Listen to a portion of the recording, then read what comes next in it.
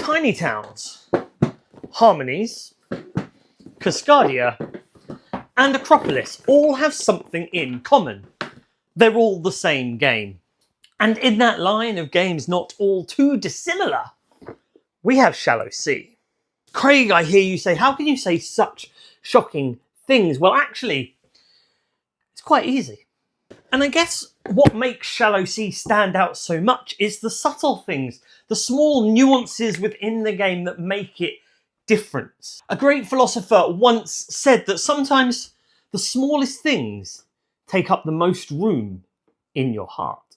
But then again, sometimes that great thinker also gets stuck in a large pot of honey.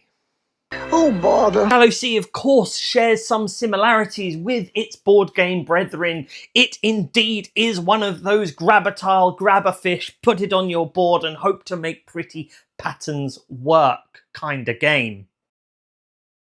And you may argue that it's very similar to other games you have on your shelf. And there's that other great philosophical quote that's, if it ain't broke, don't fix it.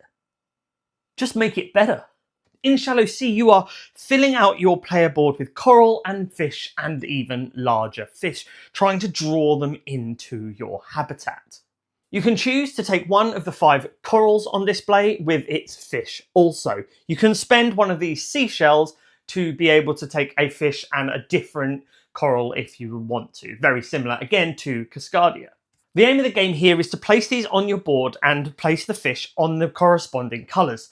Eventually you want to be able to surround the coral so you can flip that over to score points. The other thing you can take is a fish and a larger fish. Larger fish in this game work like objectives. This is something you're trying to score, whether it's colours of fish, different types of corals. There is a plethora of scoring opportunities, a huge range of chances to get stuck in an analysis paralysis of just staring at your player board, working out which way is the best way to put this. How can I get my clownfish where I need my clownfish? Why are you over there, small yellow fish, when I want you over here? Why can't you go down there? Why can't I flip this? It's a very calm, relaxing, cozy game. And it's that wonderful puzzle of being able to place fish, to flip tiles, to spend shells, to move fish, to flip more tiles, to score extra points, and those combos that are just so satisfying and exciting, and it's just something that really makes this game sing. Comet games just seem to have the knack for making fabulous games that are easy enough to get into, but with enough depth and strategical thinking to keep you coming back for more and more and more. And I just absolutely love that. This game comes with so many large fish tiles that you'll be able to play with different arrangements of tiles. Yes, the instruction manual tells you to take an A, a B, and a C. But after you've played a couple of times, we just throw anything in there. Which fish do you like? Do you want to play with an orca and a dolphin and an octopus and a weird sea snail thing? It's in here. Use them. These wonderful cloth bags with beautiful designs on. These incredible little painted wooden fish. They're just absolutely stunning. The cardboard is thick. It is just absolutely beautiful. And this is the retail. There's no deluxe-y Kickstarter shiny edition. This is what you get. Shallow Sea also comes with some expansion content available for it. There is a micro expansion that puts these larger fish, and all these larger fish do is essentially take up an area in your grid, so you can't place a tile there. They have some extra scoring mechanisms. You might have to have specific tiles next to or underneath your large fish to score. They generally are just in the way. It's a pretty neat way to play. It's okay to just to shuffle in their objectives in the deck, and if they come out, use the big fish. If they're not, you're not really gaining or losing anything from the base game itself. And there is an expansion, which is the Shallow Sea Nesting Season expansion, which puts these beautiful little turtles into the game. Essentially, you'll have a board with some objectives at the top, and you are racing to get these objectives. As you fulfill the objectives, depending on your player count, you'll be scoring more points the earlier you complete the objectives, and less points the later you do. Again, it's an extra addition for scoring and that kind of thing. Honestly, it's not necessary. The turtle, it doesn't go on your player board. It literally sits to the side and then you put it on the sand to do its nesting business. It's extra. It's another way of scoring. It's fine. I wouldn't rush out, if I'm being perfectly honest, to grab a copy of it. The box is beautiful. The art is stunning.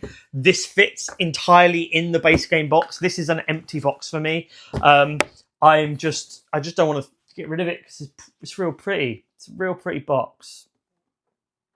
And that is my overview for Shallow Sea and why I really, really do just genuinely love it. And I think it might be my favourite of that style of game.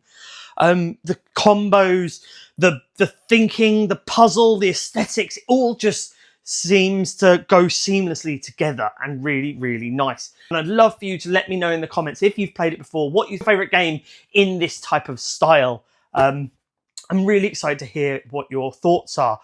There was one game I omitted from the pile at the beginning because it's newer than Shallow Sea, and that is Fountains. Fountains from the Op is another one of those tile placement scoring objectives. It's a little bit lighter, I'd say, than Shallow Sea.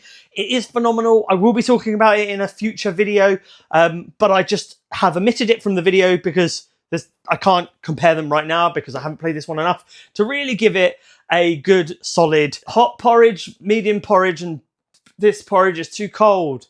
The Goldilocks approach to board game reviews. Or previews, or... I'm not very good at ending videos. If you like this, and if you thumbs up, click that. You can leave a comment, like I said. And yeah, subscribe. Hit that bell notification. Get notified next time the videos come live. So make sure you're following me on Instagram, on TikTok, on X, don't worry about that, the TikTok, on the Facebooks, all of those good things, and I will see you on the next video, hopefully, if I haven't scared you off.